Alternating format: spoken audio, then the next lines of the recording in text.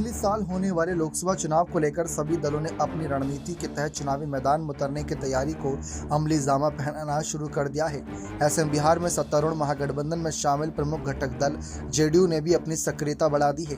Party ने जहां आगामी कुछ दिनों में कई रैलियां आयोजित करने जा रही हैं, वहीं इसके नेता और बिहार के मुख्यमंत्री नीतीश कुमार भी अपने प्रदेश से बाहर दूसरे राज्यों में रैली कर जमीन की तलाश करने वाले हैं। इन सभी कार्यक्रम का आयोजन इंडिया गठबंधन से अलग जेडीयू की ओर से किया जा रहा है। इसमें केवल जेडीयू के नेता ही शामिल होंगे। इसमें कोई शक नहीं कि राष्ट्रीय स्तर पर बीजेपी के विरोधी दलों में एकजुट करने और इंडिया गठबंधन में जेडीयू के नीतीश कुमार बड़ी भूमिका निभा रही हैं। ऐसे में अब सवाल उठाए जा रहे हैं कि जब इंडिया गठबंधन आकार ले चुका है तो फिर जेडीयू एकला चलो की रणनीति पर आगे क्यों बढ़ रही है। जानकारी दे दें कि जेडीयू ने पटना के वेटनरी कॉलेज में 24 नवंबर को भीम संसद का आयोजन किया था। कहा जा रहा है कि इस रैली के जरिए पार्टी ने दलित वोट बैंक को साधने की कोशिश की। इस रैली में भीड़ जुटाने के बाद जेडीयू काफी उत्साहित है। माना तो यह तक जा रहा है कि इस रैली का उद्देश्य पार्टी को अपने सहयोगी दलों को अपनी ताकत का एहसास कराना भी था। जेडीयू के नेता नीतीश कुमार इसके बाद यूपी के वाराणसी में 24 दिसंबर को रैली करने वाले थे। ये रैली हालांकि फिलहाल रद्द कर दी गई, लेकिन जेडीयू के नेताओं ने जल्द ही यूपी में रैली कराने की घोषणा की है।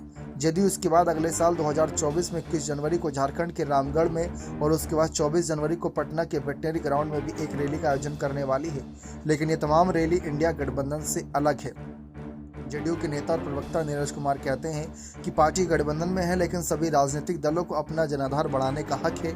जेडीयू भी अपने जनाधार को बढ़ाने में जुटी है। इसमें राजनीतिक खोजने और कोई अन्य अर्थ लगाने की जरूरत नहीं है। उन्होंने यह भी कहा कि अगर जेडीयू मजबूत होती है तो इसका फायदा सहयोगी दलों को ही मिलेगा। इसके लिए इसका कोई अलग मतलब नहीं है।